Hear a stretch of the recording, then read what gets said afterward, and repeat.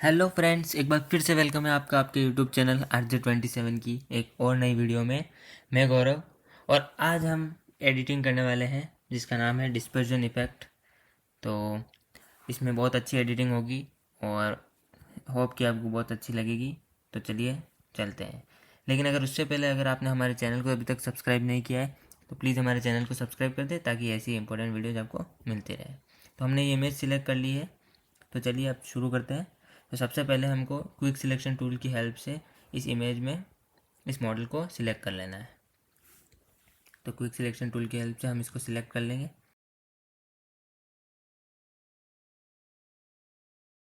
अब हमने सिलेक्ट कर लिया है। अब छोटे से माइनर से सिलेक्शंस करने हैं जो हम कर लेंगे।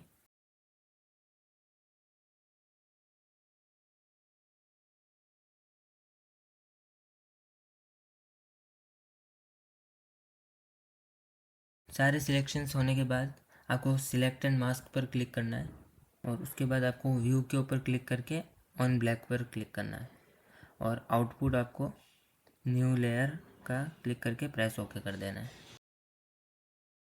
उसके बाद आपका बैकग्राउंड रिमूव हो जाएगा। उसके बाद आपको क्रॉप टूल सिलेक्ट करना है और क्रॉप टूल सिलेक्ट करने के बाद आपको इस इमेज को थोड़ा और बड़ा करना है जिससे आपको साइड्स में स्पेस मिल सके। उसके बाद आपको इमेज को एडजस्ट कर देना है जो हमने कॉपी करके पेस्ट करी थी। जो हमारी अब बैकग्राउंड लेयर है उसको हम डिलीट कर देंगे, ओरिजिनल बैकग्राउंड लेयर को। अब बैकग्राउंड कॉपी लेयर पर हम एडजस्टमेंट टूल में जाकर ग्रेडियंट पर क्लिक करेंगे और हम यहाँ ग्रेडियंट ऐड करेंगे। ग्रेडियंट ऐड करने के लिए आपको कलर पर क्लिक करके बेसिक्स में थर्ड वाला सिलेक्ट करना है और आपको स्टाइल रेडियल रखना है और एंगल 90 डिग्री रहेगा और रिवर्स पर आपको चेक करना है और स्केल आपको थोड़ा बढ़ाना है। तो ये करने के बाद आपको ओके कर देना है। उसके बाद आपको ग्रेडियंट की जो लेयर है उसको आपको बैकग्राउंड लेयर के नीचे प्लेस कर देना है ताकि वो बैकग्राउंड में चला जाए।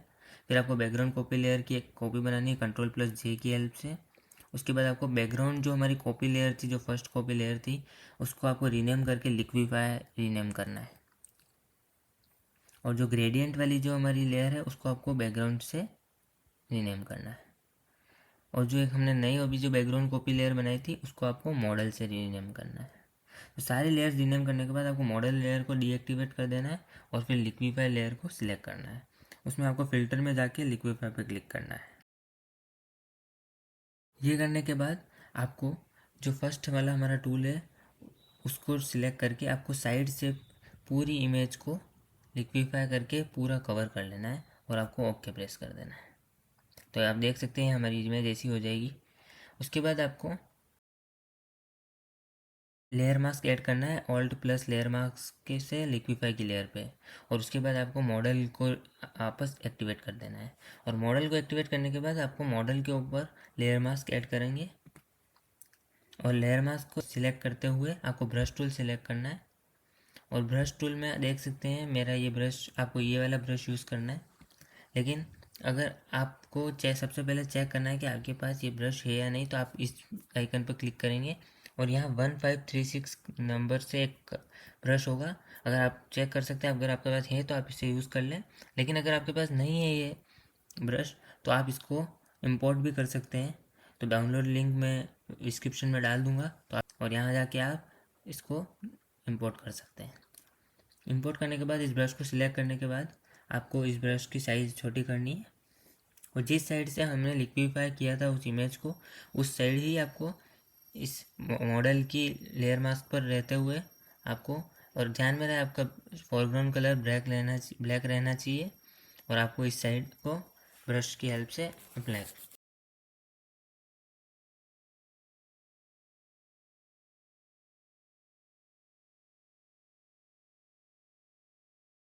ठीक है, अब हम इस साइड पर इसको अप्लाई करना शुरू करते हैं। तो हम इस साइड से पूरी तरह से इसको अप्लाई कर देंगे।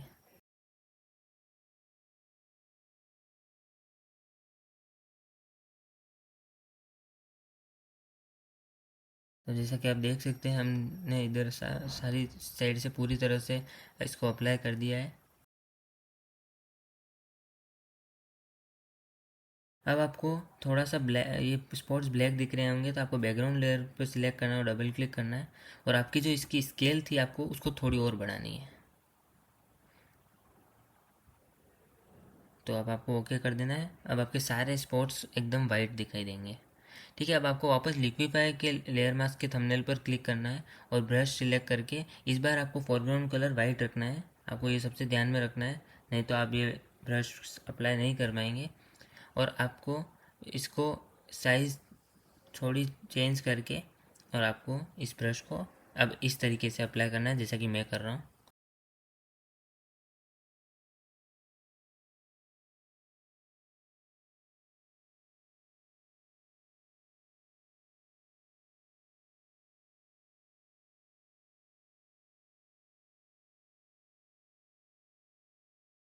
तो आप देख सकते हैं कि आपको सेम इसी तरीके से आपको इस ब्रश को अप्लाई करना है ताकि इसको आप एक अच्छा इफेक्ट दे सकें। अब आपको इसको इस ब्रश को साइज़ बड़ी करके और एक अच्छा सा एक बार और फिर से आपको इस ब्रश को अप्लाई कर देना है ताकि वो एकदम फैल जाए। अब आपको सारी जो हमारी तीनों जो लेयर हैं, बैकग्राउंड लेयर, लिक्विफाई लेयर और मॉडल लेयर, तीनों को सिलेक्ट कर लेना है और एडजस्टमेंट टूल में जाना है और वहाँ आपको ग्रेडियंट मैप पे सिलेक्ट करना है। तो आप देख सकते हैं आपकी पूरी इमेज ब्लैक एंड वाइट हो चुकी है। आप कलर पर क्लिक करने के बाद आपको यहाँ पे आप आपकी चॉइस के हिसाब से कोई भी कलर सिलेक्ट कर सकते हैं। तो मैं यहाँ लेफ़्ट साइड में ब्लू सिलेक्ट कर रहा हूँ, डार्क ब्लू, और मैं राइट साइड में ऑरेंज सिलेक्ट करूँगा। अभी आपको सही नहीं लग रहा होगा, लेकिन जब हम पूरा कर देंगे तब ये एकदम अच्छा परफेक्ट दिखेगा। अब आपको ओके प्रेस कर देना है। अब हम ब्लेंड मोड चेंज करेंगे सॉफ्ट लाइट में। तो आप देख सकते हैं हमारी इमेज कितनी प्यारी लग रही है। ग्रेडियंट मैप वाली जो लेयर है हमारी, अब हम इसमें ओपेसिटी चेंज करेंगे। तो हमें ओपेसिटी 80% रखनी है। अगर आपको ये एडिटिंग अच्छी लगी हो तो प्लीज़ वीडियो को लाइक करें और चैनल को सब्सक्राइब करें।